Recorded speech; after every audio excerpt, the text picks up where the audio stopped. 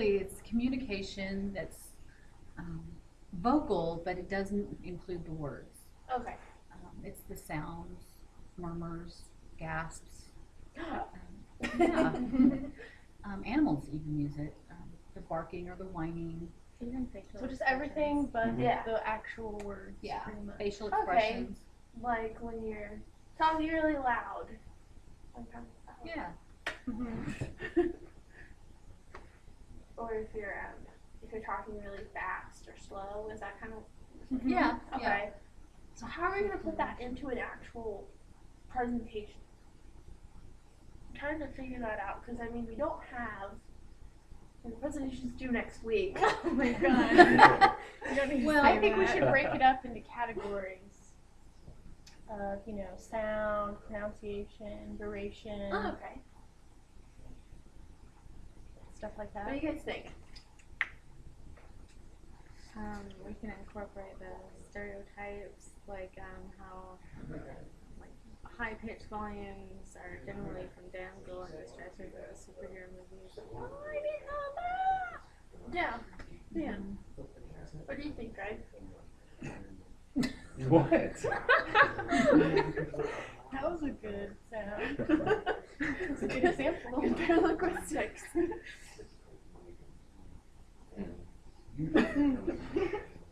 That's what you think?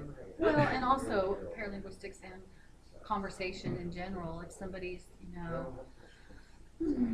are yawning or groaning, might signify that they're they're bored, or maybe they're hungry, maybe they're just Every tired. time someone has said yawn tonight, I have wanted to yawn. Good job.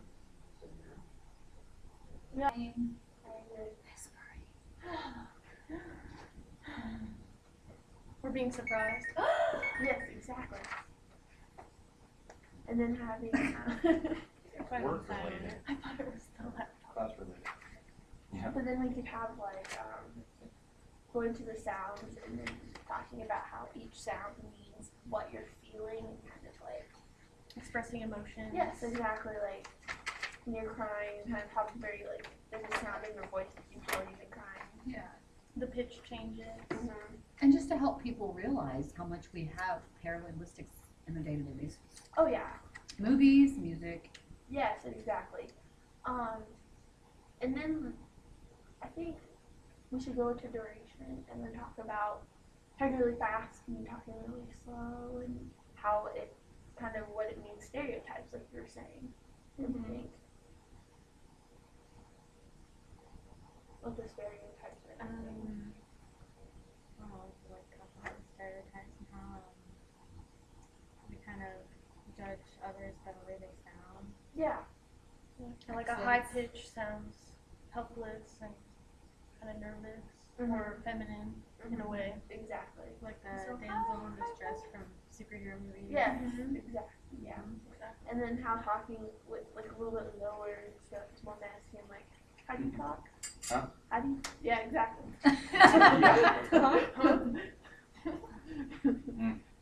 Having Or that. how like you know how like men just kind of don't listen and they just when you ask them a question just like and they don't really listen or just kind of pretend to listen. Exactly. Or they do listen in this. Shut up. Or if someone You know how Perfectly many good times I answer. ask you a question and you're like, yeah, Yeah. And because you're playing your game. Mhm. Or like if someone talks really quickly or has a really short duration, it might mean they're angry or they're impatient or trying to get something done. I know that when I'm angry, like anger is a good thing because I talk really fast, which is like, and because you want to tell the whole story, and somebody asks you what's wrong, you're like, and this happened, and this, and this, and this, and this, and you just kind of Blurt it all yeah, out. you just throw it all Really out fast. I think when I'm like angry, my voice is more sharp. Yeah. Like a knife. Oh. Careful there. And then going to volume and pitch and talking about how quiet, I know that you're kind of quiet, so you kind of have that, the quiet thing, they kind of are, they're the ones that are kind of overlooked sometimes. Definitely. at times the quiet people, oh, the quiet people. Just a real Squeaky wheel gets the oil. Yeah, exactly. And like how the louder person is the one that usually gets noticed. Has a bigger personality or Yeah. more boisterous. And then we can talk about that when we go to volume and pitch, and talking about the high and the low, like talking about the damsel in distress and how the high pitch, and then how a woman is basically, if a woman has a lot more of the lower register of her voice, she's taken more seriously by men. Talk about that. I know. Is snorting a paralinguistic? I think it is. It is. Definitely. That's part It of is. giggling It's laugh. a nervous habit. Laughing, snorting. Yeah, Sorry. some murmurs. But I think those are good. And also the coughing for the sounds. Talking about the coughing. Like clear your throat. Or sometimes you're even trying to get someone's attention. Not necessarily clearing your throat, but you're just like, or even psst, or something like that, trying to get The different whispering, ways you yeah. try to get someone's attention. And you're like, Little sounds. yeah. Hey, look at me, kind of thing. And then when we talked about inflection and the words escaping me a little bit. When you talked about the inflection of your voice and the pronunciation, like how, and when you were talking about, you had a lot of information on that you had brought. Oh, just different accents and how it can represent an individual, a location, or region, or even an entire nation. And how, like here in America, for example, we don't all have the same accent. Kansans are apparently countrywide. Yeah, Kansans are countrywide, Like, and there's like a southern accent. how That sounds y'all slower. It tends to be slower, and it's more like sweet sounding, and it seems like people. Wisconsin. Yeah. Yeah, and they talk different. Then there's like those real far east places like New York and Like, I'm not New York accent, New that kind of York. thing. and they seem to talk a little bit faster to me, which makes them seem more serious. And I think southern people are kind of stereotyped as not being quite as intelligent because they talk slower. Definitely. And they're like, well, y'all, we have this. Or how about y'all come down here? That kind of thing. Yeah. And then at some point we could tie in like some of the emotions behind the way we speak, and just how we were talking about earlier, how a lot of times when you have a high pitch you're nervous, Or when you snore. just the way that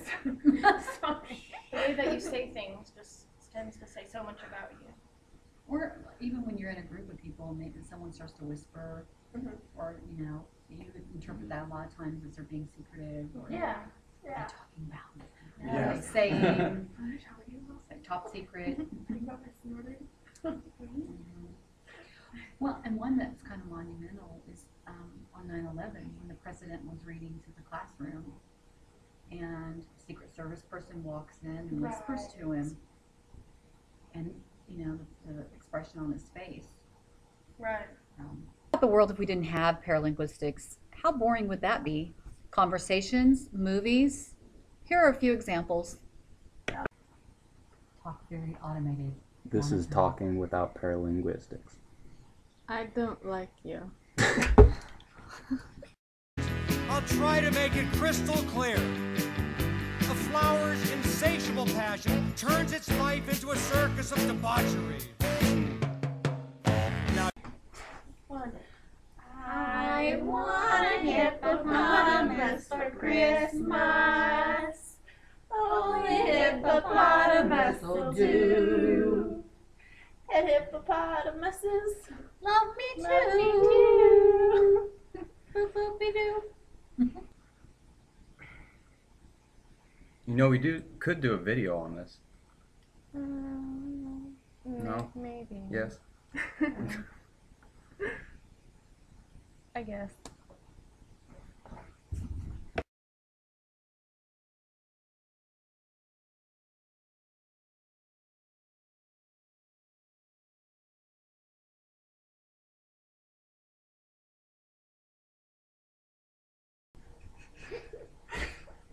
Quit. Think about what the world would be like. 1, 2, 3. Think about what the world would be like without paralinguistics. I said 1. Is it ready? Okay. Let's do another. Think about what the world would be Oh, like. that's not gonna work. Someone's gonna direct us. That should be in the bloopers. Think about what it would be like if the world didn't have paralinguistics. Let's just have How boring would movies really be? So think about if the world didn't have paralinguistics. Shut up. I see why there's so many bloopers Yeah, when they take the movies. I know. People That's feel why it silly takes so when they're- long. I don't think I have the patience. Okay, Yeah, stop. we need to You get through need this. to And stop. Okay, I'm not really sure how to go about it. I know that we're doing paralinguistics. What are your guys' ideas? My first idea is I think we better test the sound. yeah. Just in case we record all of this and we have the Good sound. idea, good idea.